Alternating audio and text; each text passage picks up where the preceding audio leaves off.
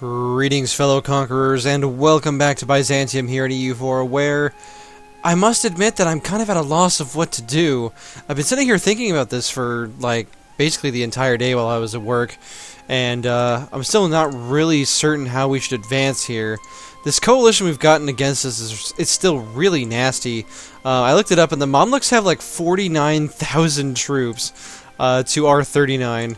And Karaman has 15,000, so, I mean, we have our vassals, which are all, good.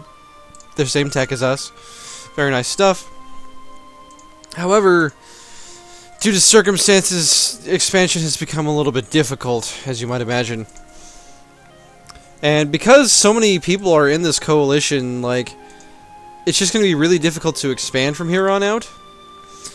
But that being said, Wallachia has actually left the coalition against us, and taking land from him wouldn't impact these Muslim states nearly as much. More to the point, Georgia, who is apparently Shia, weird things are happening here, could actually make for a fairly useful ally. I actually thought about allying Wallachia as well, but he's threatened, and so that makes him kind of useless in that role. Georgia, on the other hand, might actually make for a semi-decent ally. Let's look at his army. I doubt it's very big, but he's got a force limit of 11. Yeah, it's not great. But I mean, we've honestly got kind of a looming threat here with the Muscovites. They've got they had a force limit of 96, and they had built up to 76 or something like that. So pretty terrifying overall. I'm confident in our allies. However, the situation is still a little bit dire. So we'll be keeping an eye out for that. Serbia has fabricated a claim on Venice. Best vassal NA 2016. Pretty happy about that.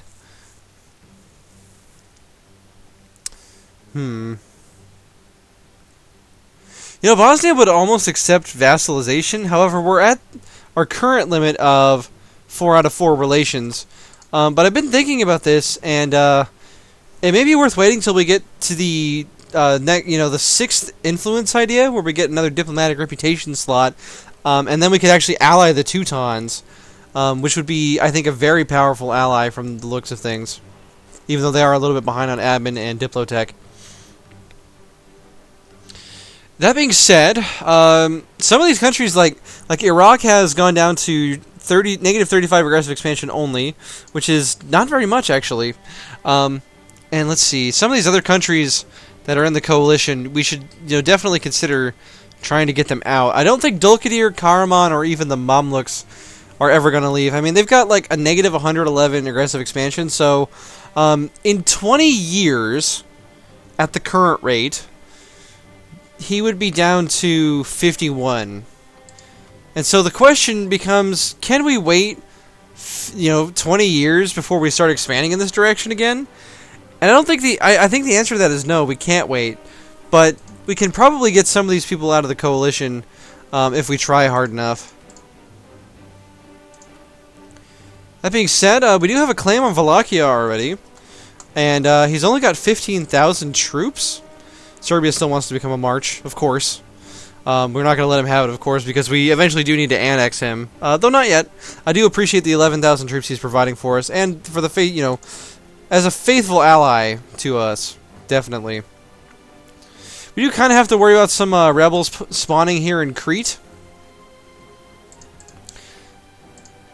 Let's see, do we have...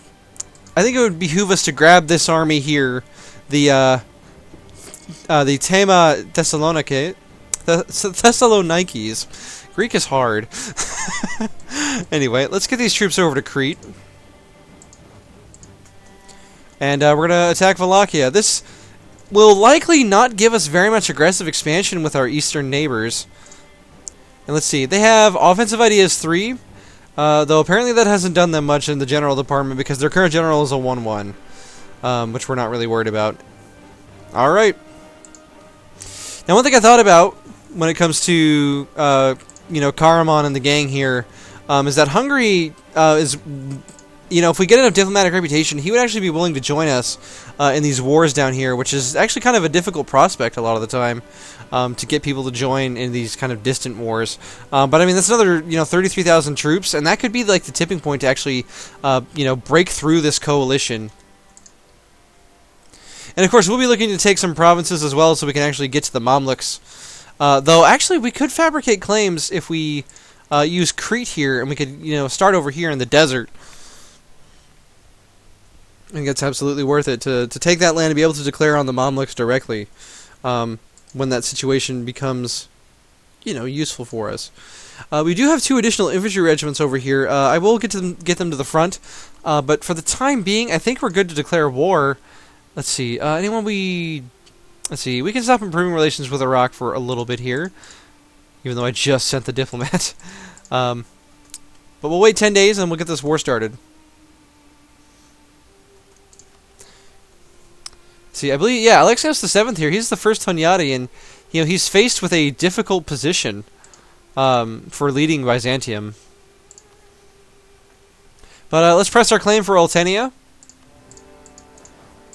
Begin the assault. Our manpower is not very high, which is fine because, let's see, we sank all 4 of their light ships, not really surprising at all.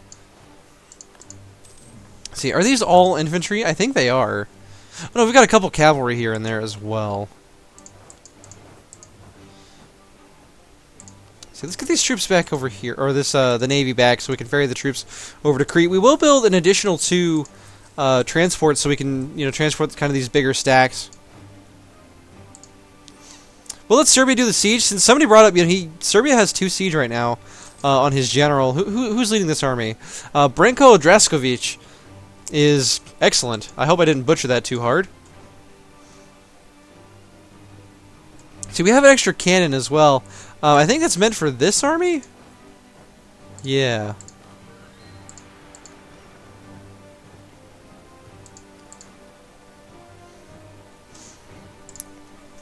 Oh, the Wallachian army is attacking to try to relieve the siege, but we're going to reinforce. And yeah, he's just going to lose a bunch of troops for nothing, basically. But we'll continue to let Serbia kind of do the siege here. I have faith in Serbia. Kandar's doing a siege now as well. Sorry, Jandar.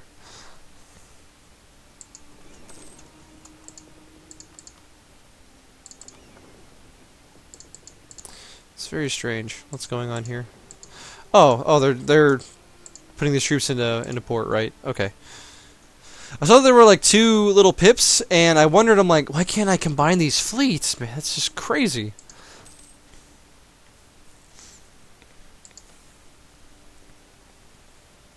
Let's see, we could get a skill 3 statesman for half price, but even so, that's going to be really expensive. Do we have any level 3 advisors? We don't. But that's basically going to cost the same as like a level 2 advisor. We are, however, making like 9 ducats a month in profit, despite having as many troops as we have. So the question is, how many diplo points do we want? I think quite a lot, honestly, would be the answer to that one. So let's go ahead and give it a shot. Let's give this event a shot. You know, it's one of the new ones from Mare Nostrum. Or sorry, not Mare Nostrum. Rights of Man. I'm a little confused. I'm a little messed up today. I was in the freezer a little bit too long. Like, I work in the freezer section at a grocery store, and it was cold. I didn't like it. Anyway, let's hire that skill 3 advisor. Well, he about as cheap as a level 2, honestly, which I'm pretty happy about. Looks like Hungary is seizing the opportunity to try to get some land of his own. We're going to put half of our army to help Serbia besiege this province so that he doesn't just run out of stuff.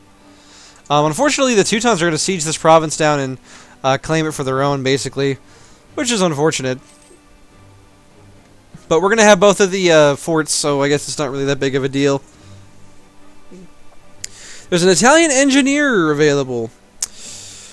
Let's see, Italian siege engineers were highly sought after to teach the ways of the Trace Italiana to the militaries of Europe. In most cases, these engineers had no national identity and simply worked for whoever could afford to pay them.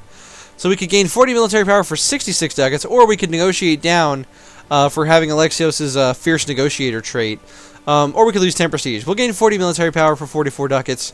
Absolutely worth it, even though we're going to take out a loan as a result of this. We could have debased our currency first, but, you know, it's fine. Alright, we've converted the heretics of Teak to the one and only true faith. Good stuff. And this is our conversion speed, even without the, restore the ecumenical patriarch. This is just with, our inquisitor.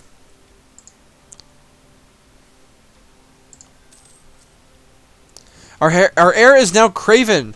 We get morale of armies minus 5%. Oh, that's bad. That is so bad.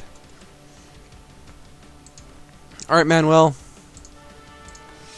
It's time for another pretender to lead Byzantium.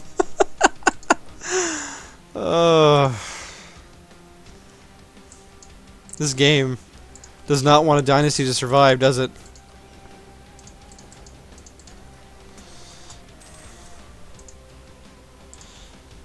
Alright, let's take Bessarabia. Good stuff.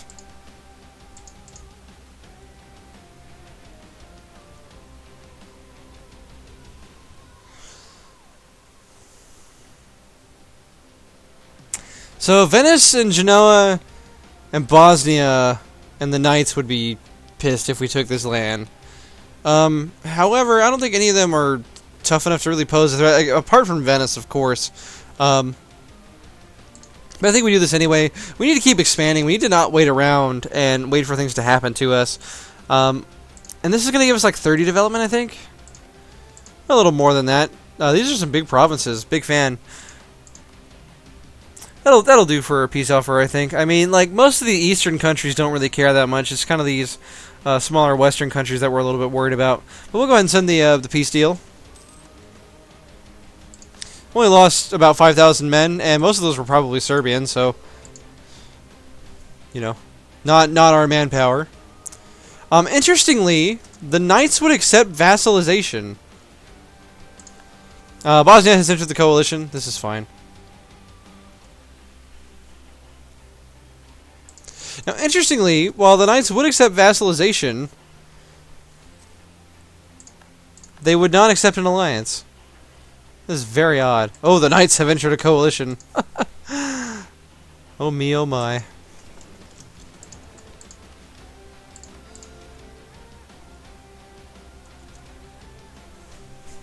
But I mean, honestly, this is fine. We're big. Not really scared. Ardalan has left the coalition. Very nice. Thank you, sir. Alright, we need to keep improving relations with Iraq. Let's see. Let's fabricate our first claim on the Mamluks. Let's see. How about in... we could fabricate on Antioch? Really? Well, gee. I think we go ahead and do that.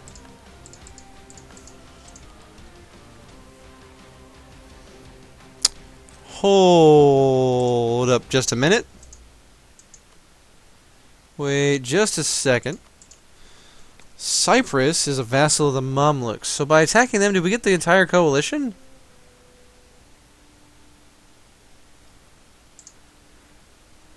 Guys, I think we might have found our inn.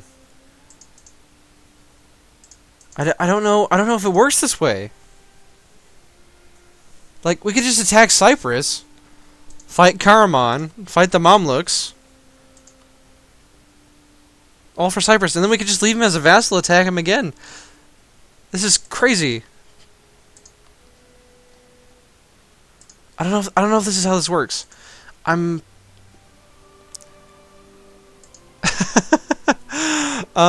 really want to do this. I really want to do this. I don't know if it'll work though. But we're going to give it a shot. We're going to see what happens. Once everything kind of cools off here.